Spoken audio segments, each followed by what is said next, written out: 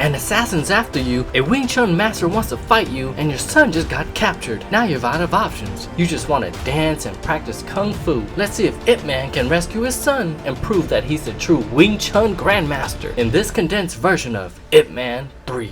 The movie commences with Bruce Lee approaching Ip Man, requesting to become his disciple. Ip Man questions why he should be teaching him, to which Bruce asserts it's because of my speed. Ip Man then throws some cigarettes at Bruce, who swiftly kicks all of them. He further challenges Bruce by tossing a glass of water for him to kick, which he does effortlessly. Ip Man, without saying a word, simply heads to the door, opens it, and allows Bruce to leave.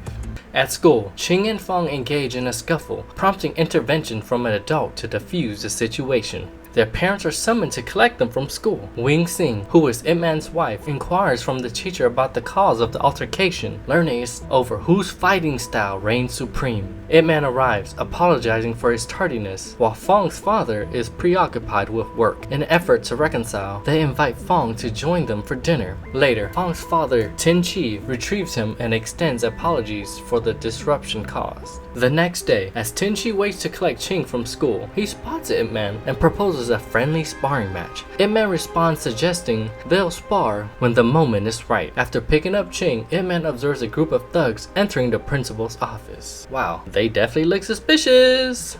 The thugs instill fear amongst the workers and intimidate the principal. Wow, what a bunch of bullies. Led by Ma King Sang, they demand he sell the property to them. When the principal refuses, King Sang violently assaults him, slamming his head onto the table and then smashing his hand on as well. Luckily, Ip Man intervenes, swiftly incapacitating one of the thugs. While restraining King Sang, he calls the police and the thugs seize the teacher as a hostage, allowing them to escape. Despite Ip Man's efforts, he reluctantly has to let them flee. The following night, Ip Man and his disciples keep watch at the school, anticipating any further trouble from the thugs. Assuming it's safe, they start to depart when suddenly the thugs forcibly break the lock and storm into the school premises armed with gasoline and poles. Despite their efforts, the outnumbered defenders struggle to hold them off, allowing the thugs to reach the classroom and ignite a fire. They also attempt to seize the principal. Witnessing this, Ip Man springs into action, pursuing the assailants. Skillfully navigating through a group of henchmen, he swiftly closes the distance. Tin Chi, spotting the disturbance while pulling his rickshaw, swiftly charges towards the thugs, unleashing a devastating kick that knocks several henchmen down. Employing his Wing Chun style, Tin Chi efficiently dispatches multiple assailants. Amidst the chaos, the principal seizes the opportunity to break free and flee to safety. Continuously repelling the henchman that's rushing towards him, Tin Chi demonstrates his martial prowess effortlessly. Ip Man, observing Tin Chi's skill in action, is taken aback by his proficiency. Overwhelmed and outmatched, the thugs retreat in fear, unable to contend with the combined forces of Ip Man and Tin Chi. Ip Man and his disciples receive praise for their valor, while Tin Chi's contribution goes unrecognized.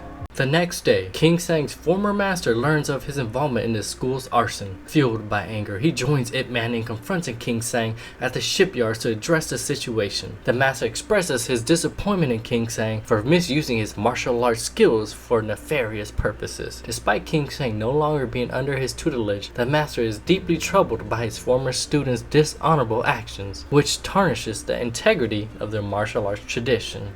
King Sang arrives with his men, and the master tells him to cease the theatrics and abandon his plans to acquire the school. He reveals to King Sang that his supposed allies are mere mercenaries, loyal to only money. King Sang grows furious, but refrains from striking his former master out of respect. However, the master, unmoved by settlement, slaps King Sang across the face in front of his own men. Faced with humiliation, Sang attempts to retaliate by drawing a knife, but luckily, Ip Man intervenes, blocking his attack. As tensions escalate, a henchman signals for reinforcements, prompting the rest of the people in the shipyard to converge on the scene. But fortunately, the police arrive to stop the disturbance. As the evening progresses, Tin Chi engages in a combat at an underground fight club, effortlessly triumphing over his opponent. King Sang approaches Tin Chi and proposes a monetary offer to deal with his former master. Initially hesitant, Tin Chi declines, but Sang tells him that he can never fight here if he doesn't do this for him. Tenchi, rethinking it over, has no choice but just to accept the money. The next day, disguised with a bandit mask, he infiltrates Sang's former master's umbrella shop. He lunges to attack the master, but the master adeptly defends himself. In a swift maneuver, the master leaps up for a kick, only to be pulled down amidst a cascade of umbrellas crashing around him. Continuing the assault, he delivers a series of blows, concluding in breaking the master's arm as a harsh lesson. As Ip Man prepares to leave home, his wife inquires if he'll be home for dinner, expressing concern. He assures her he'll return early and asks if everything's alright. She begins to confide in him, but their conversation is interrupted by the ringing phone, which he promptly answers. Meanwhile, his wife grapples with fear of potentially having cancer, but hesitates to burden him any further. A call from the hospital informs him of the master's severe injuries and his desire to meet. However, it turns out to be Kang who orchestrated the call through the nurse. While Ip Man is preoccupied at the hospital, Sang and his gang seize the opportunity to infiltrate the school and abduct several children. Despite one of Ip Man's disciples attempting to intervene, he is overwhelmed by fear and unable to act. Sang issues an ultimatum demanding the principal be brought to the shipyard or the children will be sold into slavery. Upon his return to school, Ip Man learns that not only his own son, but also Tenchi's son, have been kidnapped. Furious, Ip Man storms in the shipyard wielding the largest bamboo stick ever seen on planet Earth. He demands Sang to release the kidnapped children because they have nothing to do with this. Sang, holding Ip Man's son captive, forces him into dropping a stick and threatening to harm his son if he doesn't listen. Adding insult to injury, Sang forces Ip Man to kneel before him and bow down, intensifying the humiliation. Meanwhile, Tenchi arrives seeking his own son's release. Sang was unaware that one of the kids was his. Tenchi with his son now leaves, but pities Ip Man. Sang, however, dismisses him, ordering him to leave and mind his own business. Sang calls forth his men and engage in combat with Ip Man, promising to inflict the same number of hits to his son for every blow Ip Man lands on them. Ip Man, not being able to do anything, must just evade their attack rather than retaliate. He swiftly ascends a ramp, skillfully dodging each punch and kick directed at him. Meanwhile, Tenchi returns to the shipyard, prompting Sang to question his presence. Ignoring the demand, Tenchi immediately leaps into action, striking Sang in the mouth before dispatching the remaining henchmen on the platform with his rapid Wing Chun punches. Despite his initial control of the fight, more henchmen soon arrive, escalating the confrontation. Ip Man notices Tenchi and rushes to assist him. Seizing the bamboo stick, he fends off the henchmen. Meanwhile, Sang retreats into the shipyard warehouse with Ip Man's son in tow. Ip Man gives chase, his son managing to bite Sang and break free before Ip Man arrives to shield him with strikes from the bamboo stick. As they flee, Ip Man's son climbs on top of the platform to evade a henchman, with Ip Man quickly ascending to rescue him before they can reach him. Just as the situation reaches its climax, the police arrive to apprehend the criminals. Unfortunately, in the confusion, they mistakenly arrest Tenchi as well, believing he's part of Sang's crew. Damn, Tenchi came back to help Ip Man and rescue the kids, but still gets arrested? Ah, cold world. Ip Man and his son arrive home to his wife, who is overwhelmed with frustration, slaps him before collapsing into tears on his shoulders. Amidst her sobs, she reveals her grim fate. She may have less than 6 months to live due to her cancer. As Ip Man and his wife ride the elevator home from the hospital, their journey is abruptly interrupted by the entrance of a Muay Thai assassin into the confined elevator. Ip Man senses something amiss, especially when the assassin starts removing his sandals. Seizing the moment, as the elevator door closes, the assassin swiftly launches into action, delivering a kick followed by a flurry of strikes. In the tight quarters of the elevator, the Muay Thai warrior employs elbows and knees in his attacks, but Ip Man adeptly counters and evades each blow. When the elevator halts, Ip Man forces the assassin off. As the confrontation intensifies, he delivers a decisive blow to the fighter's head before dragging him down the stairs. Descending to the lower level, Ip Man continues to overpower the fighter, eventually sending him crashing to the ground. With the situation under control, he commands the defeated assailant to flee.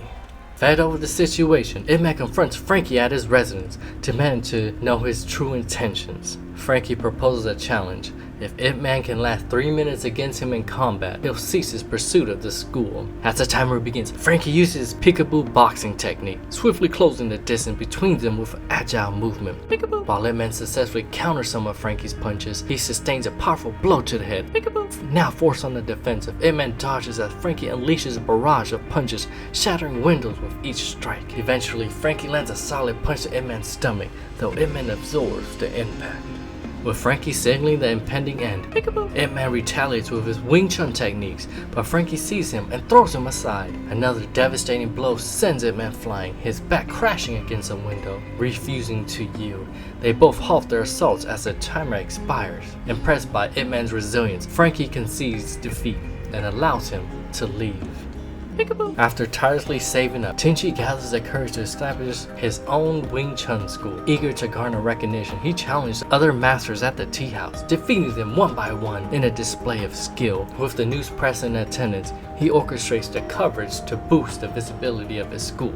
Now, with his reputation solidified, Tenchi boldly issues a formal challenge to Ip Man for the title of Grandmaster of Wing Chun. Ip Man and his wife arrive at Tenchi's school for the anticipated match. They commence with long bamboo sticks, the strikes resonating destructively as they clash against pillars and walls. Despite their ferocity, neither gains a clear advantage. Their skills perfectly match. When their bamboo sticks finally splinter, they switch to dual knife, diving into a flurry of strikes with no apparent dominance. Swinging and shifting with their blades, they remain evenly matched, the sharp clang of metal reverberating and echoing painfully in the ears of the watching children. They finally say forget the weapons and start throwing fists. Transitioning from Wing Chun fist to Wing Chun fist, their movements are swift and precise, as if they switch to kicks. Their counters are seamless, as if they're mirroring each other's actions. Ip Man eventually gains the upper hand, knocking Tenchi down, but Tenchi retaliates with a strike to the eye, causing temporary blindness.